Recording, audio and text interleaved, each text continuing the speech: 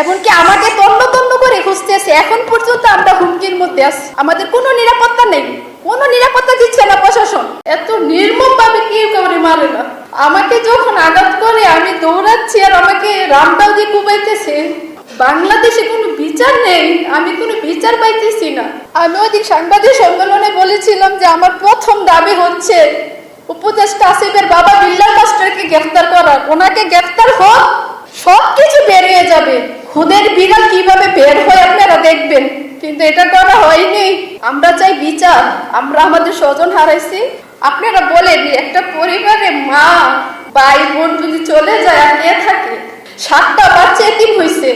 আমি আমার ছোট বোন 2.5 ঘন্টা পুলিশের সহযোগিতা চেয়েছি, ত্রিপুল লাইনে ফোন দিয়েছি, কোনো সহযোগিতা পাইনি।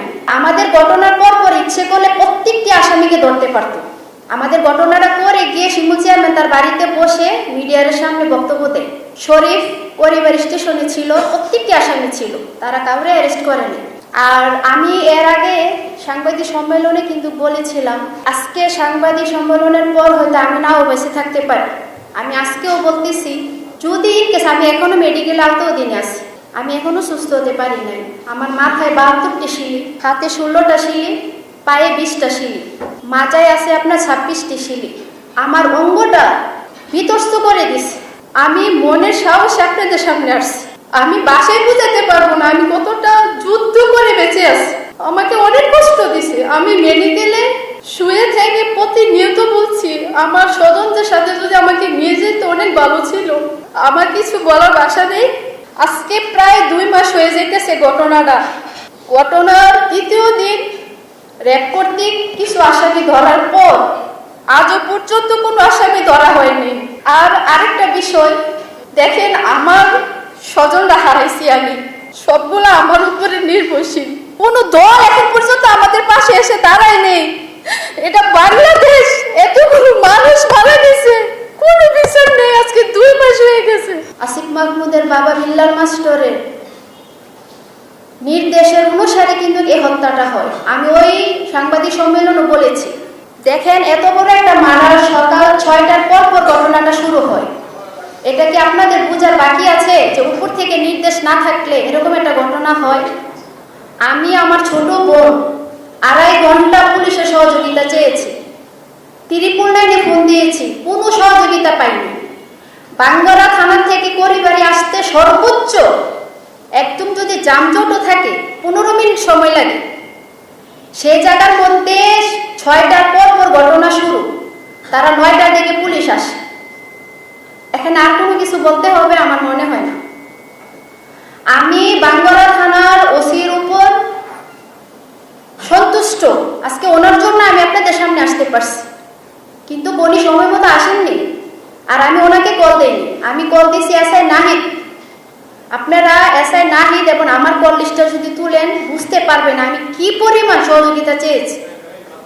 উনি বলতেছেন আসতেছি, 5 মিনিট একটু ওয়েট করেন, আপনারা কোনো রকমে বাঁচেন। এটি কি কোনো কথা একটা ডিপার্টমেন্টে? আর আমাদের ঘটনাটার পর যারা আপনাদের মতন সাংবাদিকের সামনে বা মিডিয়ার সামনে যে বক্তব্যগুলো দিয়েছেন, যেমন মুস্তফা পরিবারের, তিনি বলেছেন যে আমরা গতকালকে সন্ধ্যায় সিদ্ধান্ত নিয়েছি এই পরিবারকে একদম শেষ করে ফেলব। এটা আপনারা দেখেন, যারা বক্তব্য দিয়েছেন মিডিয়ার সামনে তারা কিন্তু ঘটনাস্থলে ছিল এবং কি এটার সাথে জড়িত ছিল, তারাও কাজটা করছে। আর আমাদের ঘটনার পর ইচ্ছে করলে প্রত্যেকটি আসামিকে ধরতে পারত। আমাদের ঘটনাটা করে গিয়ে শিমু চেয়ারম্যান তার বাড়িতে বসে মিডিয়ার সামনে বক্তব্য দেয়। শরীফ পরিবার স্টেশনে ছিল, প্রত্যেকটি আসামি ছিল, তারা কাউরে অ্যারেস্ট করেনি।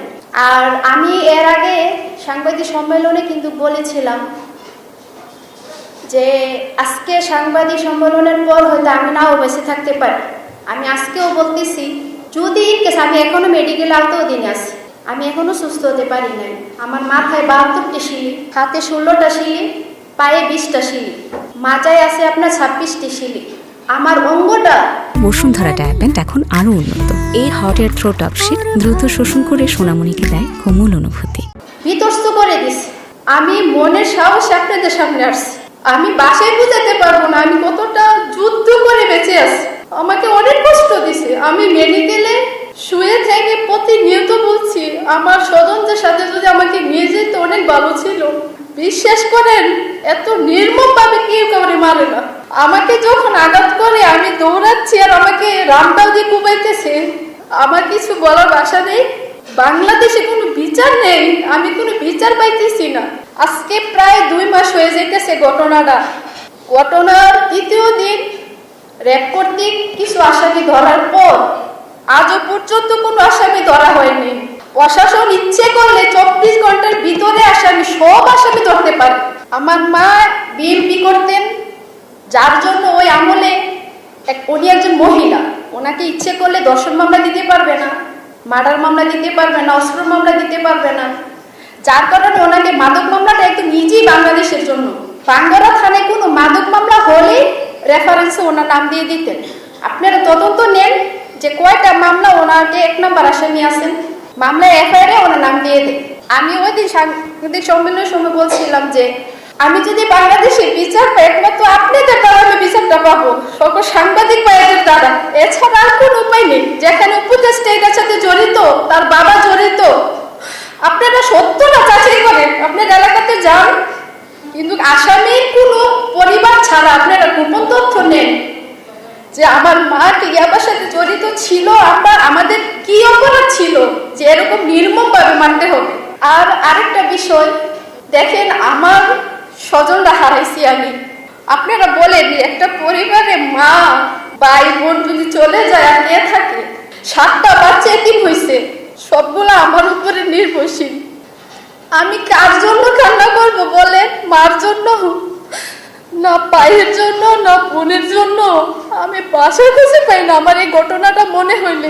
আমি ওই দিন সাংবাদিক সম্মেলনে বলেছিলাম যে আমার প্রথম দাবি হচ্ছে উপদেষ্টা আসিফের বাবা বিল্লাল মাস্টারকে গ্রেফতার করার। ওনাকে গ্রেফতার হোক, সবকিছু বের হয়ে যাবে। খুদের বিড়াল কিভাবে বের হয় আপনারা দেখবেন, কিন্তু এটা করা হয়নি। শিমুল চেয়ারম্যানকে অ্যারেস্ট করা হয়নি, শরীফকেও করা হয়নি, বাসিরকে, রফিককে, মেন যে লিডারগুলা কাউকে করা হয়নি। আজকে একটা মিথ্যা অপবাদ দিয়ে মামলাটাকে দাফা চাপা দেওয়ার জন্য চেষ্টা করতেছে। আর আমরা আমাদের স্বজন হারাইছি, আমরা কোনো দল বিদলের পক্ষে কথা বলতেছি না, আমাদের কোনো দল নেই। এখানে আসিফ মাহমুদ দোষী করতেছে বিএনপি রে, আমরা বলতেছি কারণ ওইটা কোনো মানে দেখার ফ্যাক্টই নেই এদের। আমরা কি কোনো দল বিদলের পক্ষে কথা বলতেছি? যারা এটার সাথে জড়িত কোনো মেন আসামি এখন পর্যন্ত অ্যারেস্ট হয় নাই। আমরা চাই বিচার। আমরা আমাদের স্বজন হারাইছি যারা এটার সাথে জড়িত ছিল।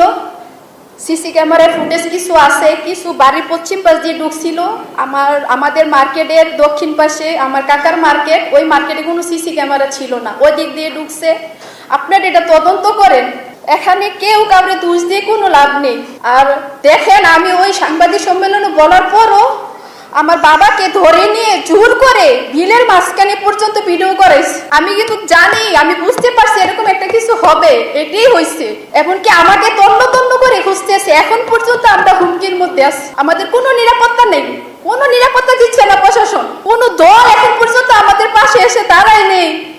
এটা বাংলাদেশ, এতগুলো মানুষ মারা গেছে, কোনো বিচার নেই। আজকে 2 মাস হয়ে গেছে, আমি কোন উন্নতি দেখতেছি না।